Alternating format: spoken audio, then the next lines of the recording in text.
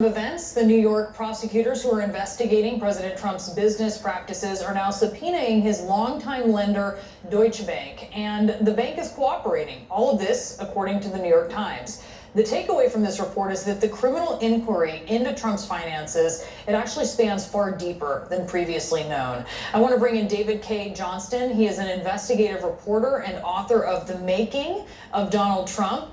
David, thank you for being with us. And, you know, initially this investigation centered around those hush money payments that were made during the 2016 election to an adult film star and director. But in the Times piece, it reads, quote, in a court filing this week, prosecutors with the district attorney's office cited public reports of possible extensive and protracted criminal conduct at the Trump organization and suggested that they were also investigating possible crimes involving bank and insurance fraud. Tell us why that's significant. Well, prosecutors already have the basic tax information on Donald Trump. In New York State, your state tax return is virtually identical to your federal return, and the IRS shares tax information with the state.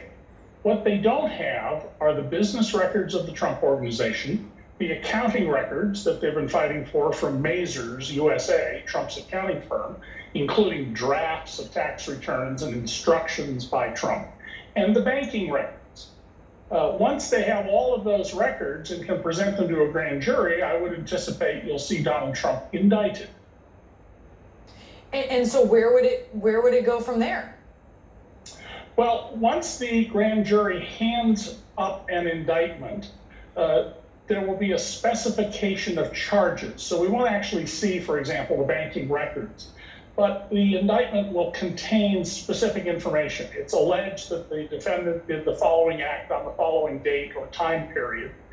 And so we'll see some outline of what's involved. The next thing we're most likely to see is something leaked from the defense.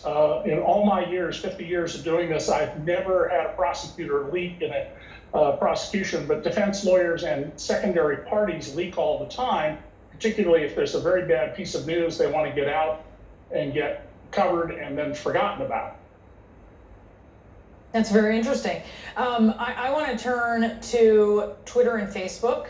Both social media giants have penalized the president. They penalized his team yesterday after his campaign posted videos that contain misinformation about the pandemic.